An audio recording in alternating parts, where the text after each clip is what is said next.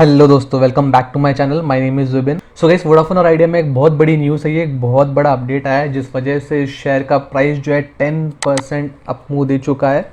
ये एक्चुअली एक बहुत बड़ा गेम चेंजिंग न्यूज़ है वोडाफोन आइडिया के लिए, बिकॉज अगर ये न्यूज़ सच होता है तो वोडाफोन आइडिया जो एक्चुअली बैंकरप्सी के कगार पे है, जो बिजनेस बंद करने की बातें चल रही है मार्केट में, उस गेम को ओवरऑल चेंज कर सकता है। वोडाफोन आइडिया एक शार्प रिवर्सल ले सकता है उसे करंट सिचुएशन में, अगर ये न्यूज़ सही है। अगर इस न्यूज़ के हिसाब से इसमें काम होता है तो ये कंपनी में जो है बहुत ही जल्दी एक जे कर्व देखा जा सकता है।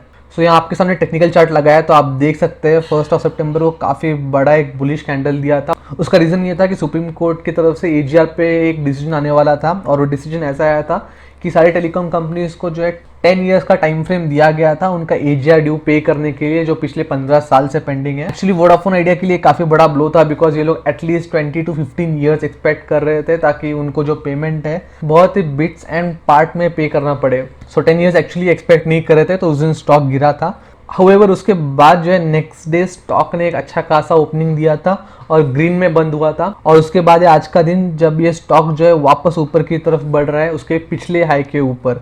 अब करंटली ये 10.86 पे ट्रेड कर रहा है।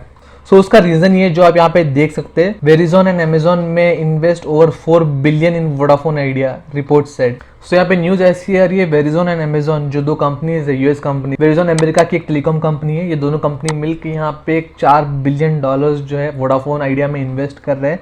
ये यहाँ पे एक मेजर न्यूज़ आ रहा है जिसके वजह से ये स्टॉक काफ़ी चढ़ चुका है। बट एग्जैक्टली ये न्यूज़ कितनी सही है ये हम बोल नहीं सकते, बिकॉज पहले भी ऐसा इसमें न्यूज़ आया था कि गूगल इसमें इन्वेस्ट करने वाला है, बट वो कोई सही न्यूज़ नहीं थी। बाद में पता चला कि वो बोगस न्यूज़ थी। वैसे इस बार भी जो है वोडाफोन आइडिया ने इसमें कोई रिस्पॉन्स दिया नहीं, कोई कमेंट किया नहीं। साथ ही साथ अमेजॉन और वेरिजॉन ये कंपनीज जिनके बारे में ये न्यूज़ है, उन्होंने भी इसमें जो है कोई ईमेल पे कंफर्मेशन दिया नहीं है, कोई ईमेल पे जो है रिप्लाई किया नहीं है जो इनको भेजा गया था इस कंसर्न पे। सो अब तक एग्जैक्टली क्लैरिटी नहीं है कि ये न्यूज़ कितनी सही है, बट सारे रिपोर्टिंग हाउसेस जो है इस न्यूज़ को कवर कर रहे हैं और उस वजह से स्टॉक काफ़ी चढ़ चुका है। जैसे कि मैंने कहा, वोडाफोन आइडिया को 10 ईयर्स का टाइम दिया गया था ये रिपेमेंट करने के लिए लोन का, जिसमें से उन्हें 10% जो है 2021 मार्च तक करना है।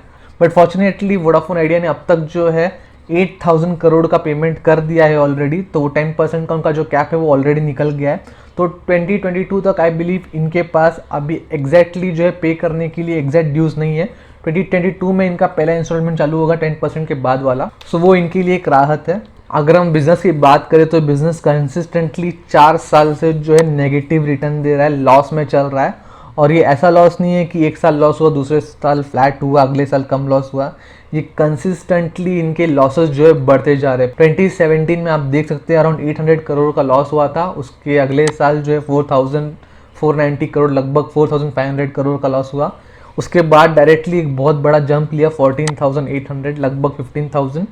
और करंट ईयर जो 2020 का मार्च लेटेस्ट जो इनका रिजल्ट आया था लास्ट ईयर का, उसमें इन्होंने 74,223 करोड़ का लॉस जो है डिक्लेयर किया। इसमें बहुत सारे एक्सेप्शनल आइटम्स थे जो कि इनको गवर्नमेंट को पे करने थे, उस वजह से लॉस काफ़ी ज़्यादा बड़ा दिख रहा है। और ये लॉस बस इस वजह से नहीं है कि इनके हाथ से बिजनेस निकला जा रहा है, ये लॉस दूसरे वजह से भी है कि इनके पास करंटली कैश क्रंच है, काफ़ी डेप्थ में है कंपनी जो है इनकम कम कर रही है, इंटरेस्ट ज़्यादा पे कर रही है, वो वजह है इतना बड़ा लॉस इनका ईयर ऑन ईयर बढ़ते जाने का। अगर आप यहाँ पे देख सकते हैं कि करंट लाइबिलिटीज जो है करंट ईयर में वो है 95,779 करोड़, जबकि इनके पास करंट एसेट्स है ओनली 16,686 करोड़। इससे आप समझ सकते हो कितना बड़ा कैश क्रंच है। करंट लाइबिलिटीज का मतलब होता है जो एक साल के अंदर किसी को उन्हें पेमेंट करना है वो पेमेंट्स, और करंट एसेट्स का मतलब होता है जो एक साल के अंदर उन्हें कहीं से पेमेंट आना है वो पेमेंट्स। सो आप डिफरेंस देख सकते हो कितना ज़्यादा है। और कैश क्रंच भी यहाँ पे दिखाई दे रहा है, इनके रिजर्व्स एंड सरप्लस काफ़ी ज़्यादा नेगेटिव में जा रहा है। अगर डेप की बात करें तो कंपनी बुरी तरह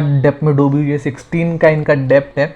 हम 1 और 2 का डेप्ट ही काफ़ी ज़्यादा समझते हैं, ये रेशो है एक्चुअली, नॉट एग्जैक्टली इन करोड़, ये रेशो है डेप्ट का, मैं बता रहा हूँ जो आपको।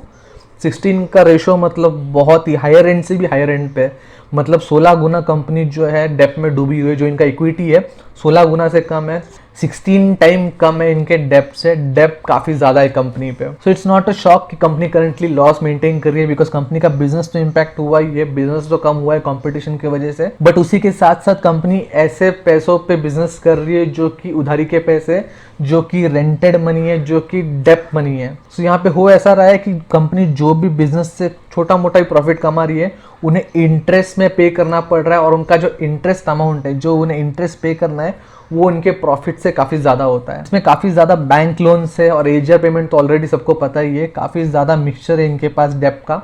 और ऐसा बहुत बार हुआ है कि आदित्य बिरला ग्रुप ने या फिर जो पेरेंट कंपनी है वोडाफोन की यूके की, उन्होंने बहुत बार ये स्टेटमेंट दिया है कि वो लोग कुछ भी इसमें इन्वेस्ट नहीं करने वाले, कोई फंड्स इसमें जो है इन्फ्यूज़ नहीं करने वाले। रादर वो लोग ऑप्ट करेंगे इंसॉल्वेंसी के लिए अगर गवर्नमेंट इनका साथ नहीं देगी, गवर्नमेंट अगर इनको सब्सटेंशियल रिलीफ नहीं दे रही है तो। और उनके स्टेटमेंट में क्लियरली दिख रहा है कि ऐसे बिजनेस में जो लॉस मेकिंग बिजनेस है, काफ़ी ज़्यादा डेप्थ में डूबा हुआ बिजनेस है, ऐसे बिजनेस में पैसे डाल के फ़ायदा नहीं है। बिकॉज यहाँ पे जो भी पैसे वो इन्फ्यूज़ करते हैं, ऑब्वियसली वो बिजनेस डेवलपमेंट के लिए, बिजनेस एक्सपेंशन के लिए यूज़ नहीं होगा, बल्कि डेप्ट क्लियरेंस के लिए होगा।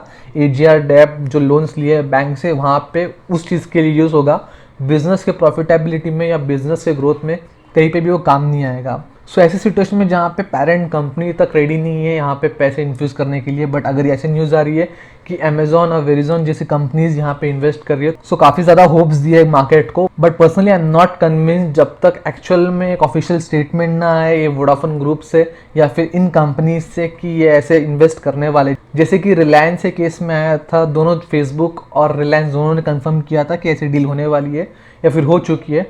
जब तक ऐसा कोई एग्जैक्ट कंफर्मेशन नहीं आता कंपनी की तरफ से, आई डोंट थिंक ये एक सही बैट है। सो कोई अगर ऐसे न्यूज़ को सुन के इसमें इन्वेस्ट करने का सोच रहा है तो मैं कहूँगा पूरी तरह से अवॉइड कीजिएगा। बिकॉज ये एक ऐसी 4 व्हीलर कार है जो अभी बस 3 टायर पे चल रही है, कभी भी जो है लुढ़क सकता है। पूरा मार्केट जो है इस कंपनी के सर्वाइवल पे क्वेश्चन कर रहा है, पूरा मार्केट इस पे बहुत बुरी तरह बुलिश है।